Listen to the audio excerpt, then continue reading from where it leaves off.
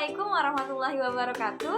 Perkenalkan, nama saya Rizky Nur Syarifah, biasa dipanggil Ici.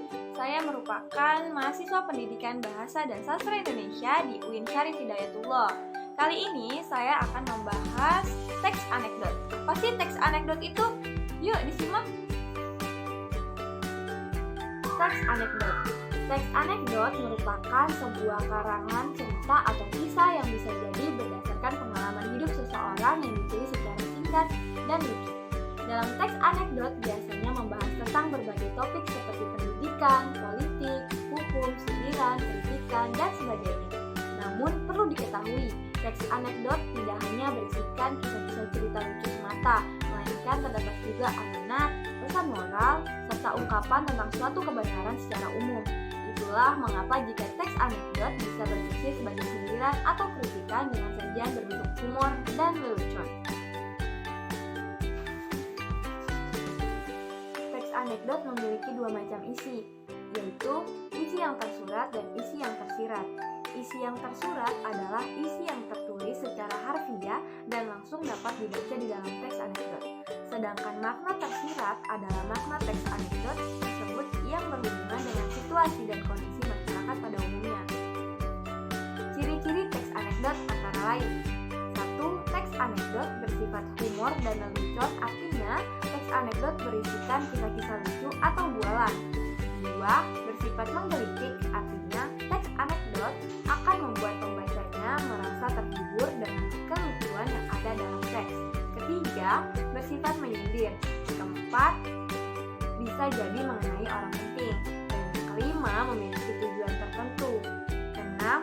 Kisah cerita yang disajikan hampir menyerupai dongeng. 7. Menceritakan tentang karakter hewan dan manusia sering terhubung secara umum dan realistis. Teks anekdot memiliki tujuan yang ditujukan untuk pembaca dalam setiap cerita yang ditulis. Tujuan-tujuan tersebut merupakan latar belakang bagi pengarang atau penulis untuk menulis sebuah teks anekdot. Tentunya penulis mempunyai tujuan tertentu sehingga menulis anekdot. Beberapa tujuan dari penulis teks anekdot yaitu: pertama, untuk membangkitkan tawa bagi pembacanya; kedua, sebagai sarana penghibur; ketiga, sebagai sarana pengkritik.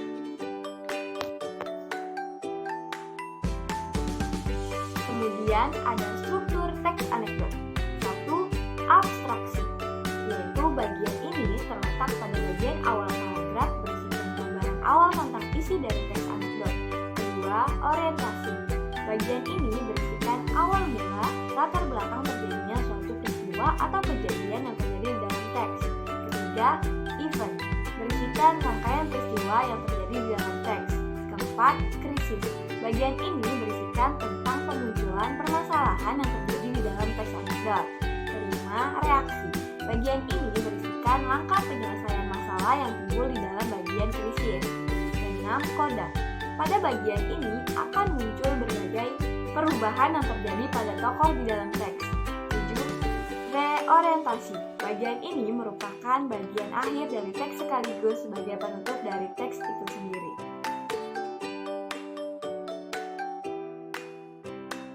Teks anekdot memiliki kaidah kebahasaan tersendiri yang berbeda dari teks lainnya. Kaidah kebahasaan di dalam teks anekdot sebagai berikut. 1. Menggunakan kata keterangan waktu lampau, misalnya dahulu, tahun lalu, bulan lalu, waktu itu, dan lain-lain.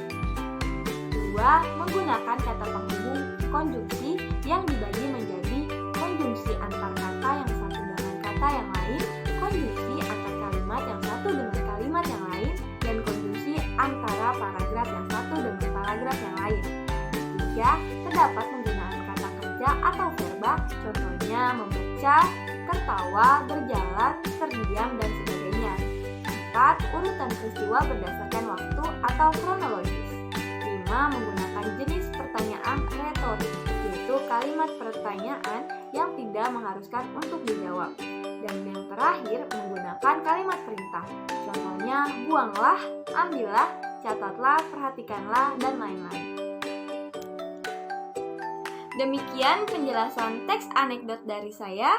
Jika ada salah kata, mohon maaf. Wabillahi taufiq wal hidayah. Wassalamualaikum warahmatullahi wabarakatuh.